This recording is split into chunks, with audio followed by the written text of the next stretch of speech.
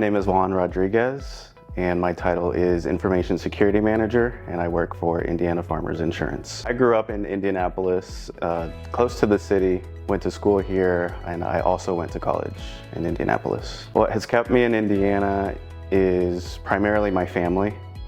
We're all located here. I looked in other states, but ultimately what kept me here was having a full-time job as well as I was studying. So it was nice to, have some income to help pay for college, while also I was able to commute to college downtown and stay with family. When I was in high school, yes, I knew that I wanted to go to college, and I structured my classes to kind of help me and kind of guide me toward college and those college courses that I wanted to take. So I went to school at IUPUI, I think it's IUND now. I started in computer engineering, but then after a year of doing that, maybe a little bit more than a year of doing that, I realized it wasn't exactly what I wanted to do. I wanted to get more hands-on with the actual technology as opposed to, it was mostly math, and that wasn't really for me. But after about a year and a half, I switched my major to computer and information technology, it was called at the time, with a focus in cybersecurity. In college, I was thinking about internships mostly, and about my junior year of college, I managed to land an internship at IUPUI or IUND, and I worked there for about 2 years, maybe a year and a half. And then closer to graduation, I started applying for actual jobs, and I managed to get hired here at Indiana Farmers Insurance. My current role, my day-to-day looks like in the morning, I'll log in, and the first thing that me and my team will do is we'll look at logs for like the previous night, just to make sure that there were no events that require further investigation. We also have like automated reports that we'll look into. These include reports on just various security related events that we'll look at. And again, if we find something that's weird that we'll have to investigate, look into, we'll do that as well. Apart from that, we also have initiatives that we focus on every year. So 2024 saw a number of initiatives. This year we'll see a number of initiatives as well. So we'll take some time as well to focus on like one or two of those between myself and my team and start working on those requirements and get those initiatives on the way. And then something else that I'll do is I'll work with like third-party vendors. It doesn't have to be third-party vendors specifically for like IT or security. So other departments will pull us in when they're evaluating like third-party vendors, like software, to give you an example, or something of that sort. And we'll look at just their security policies and their security standards, and make sure that those security standards are in line with our security standards. IT was primarily my focus. I thought I can work IT anywhere, really. Everyone needs an IT team. I wasn't specifically looking for a job in the insurance industry, but that's where it took me, and I've been here ever since. Things have been changing quite rapidly.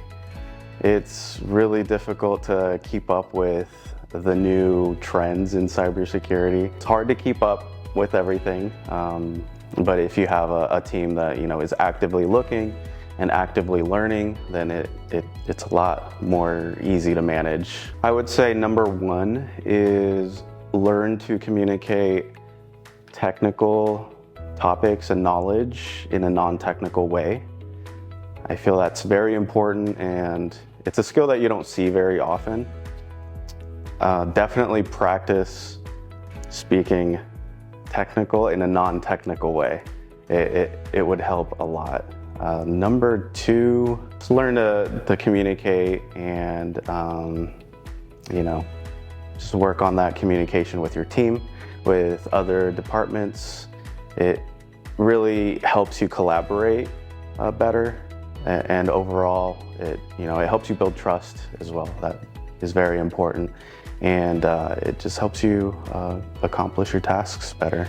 I built my first computer when I was around 12 or 13, and really that interest started about 2 or 3 years earlier than that. We got our first family computer, and I was just fascinated by what it could do. And I started taking things apart and seeing how they worked. So 3 years after that, I convinced my parents. It's like, hey, can you buy me all of the parts that I need? I want to build a computer. And they did. They bought me everything I needed for Christmas, and yeah, I built my first computer. For me, technology really provides that learning that I really enjoy. I like challenging myself, and it's very logical. It's the problem solving. That kind of learning to me really helps me stay engaged.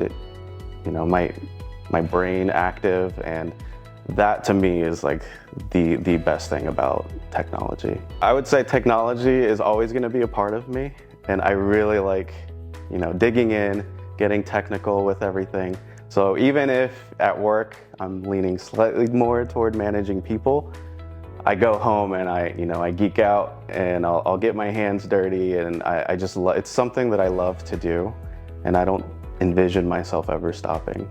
So my first lesson would be to be genuine and to admit when you've made a mistake. This is something that will help you build trust with your team, and in turn, you'll collaborate a lot better. My second lesson would be to be proactive about learning. Something that's important is to learn how to learn, especially in technology, because it's rapidly evolving, rapidly changing. Any time that you spend getting your hands dirty in the technology, learning, ensures that you're not falling behind. My third lesson would be to work on your soft skills.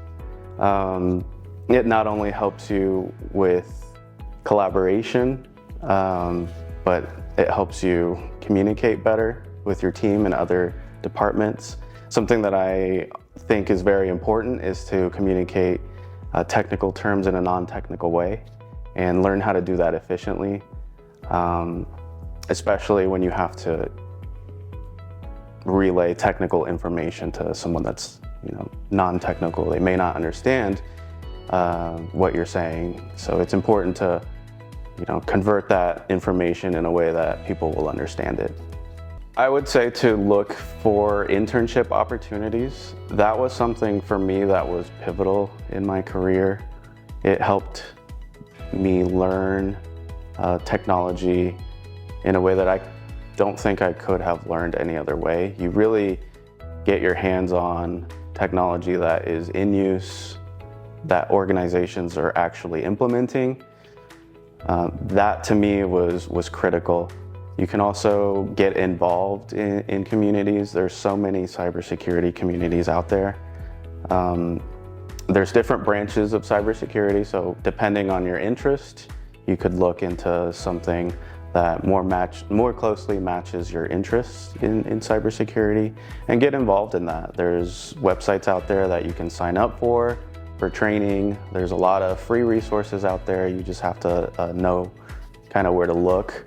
There's free and paid resources out there. The thing that the security team does to support the business unit would be just to meet with different stakeholders on key initiatives. So, for example, if you want to protect your information, you have to know what information the company is protecting. So, in turn, you have to meet with key stakeholders throughout the organization.